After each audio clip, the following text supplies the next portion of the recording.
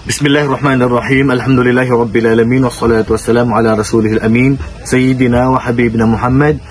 Wa ala alihi wa sahbihi ajma'in. Amma ba'd. Assalamualaikum warahmatullahi wabarakatuh. Mga kapatid sa pananampalatayang Islam, mayroon tayong konting aral na kukunin mula sa tula ni Imam Ash-Shafi'i rahimahullah. Anong sinabi? Yukhatibun as-safihu bikulli qubhin. Kapag kinausap ka ng isang taong mangmang o nakikipagdebate sa iyo, ang taong walang alam sa Islam, talagang iinsultuhin ka niya, mumurahin ka niya. At sinabi ni Imam Shafi'i, pag ganito ang kadebate, yukhatibun as-safihu bikulli qubhin, pagka kinausap ako ng isang mangmang na tao na napakapangit ng mga salita na lumalabas sa bibig niya, fama akuna lahu mujiba, kailanman ay hindi ko siya sasagutin. Yazidu safahatan, pero ang kanyang pagiging kamangmangan ay mas lalong nagdadagdag. Yazidu safahatan wa azidu hulma, at ako naman ang aking pagtitimpi ay mas lalong tumataas at humahaba.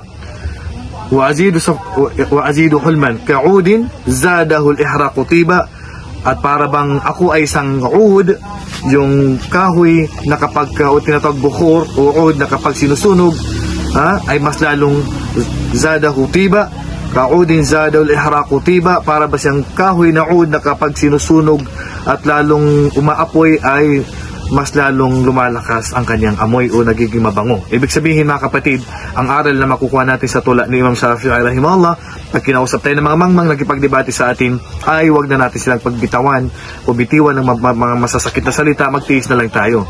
At yan ang katangian ng Allah na sinabi ng Allah sa mga mananampalataya, wa idha khatabahumul jahiluna qalu salama, na kapag sila ay kinakausap ng mga taong mga mangmang, sila ay nagsasalita ng malumanay, mahinahon, at hindi sila nagsasalita ng masasakit at ibinabalik nila ang mga masasakit na sinasabi ng mga kausap nila. So ganyan po ang katangian ng isang mananampalatayang Muslim, ang magtiis at huwag magbitaw ng masasakit at nagmumura saka sa mga mangmang dahil hindi niya sila kapantay. Ang dapat sa kanila ay hayaan na lang o ipaliwanag na lang sa kanila ang Islam sa paraan na mahinahon at malumanay. Wallahu a'lam, wa sallallahu ala nabiyina Muhammad wa ala alihi wa sahbihi ajma'in. Assalamu alaikum warahmatullahi wabarakatuh.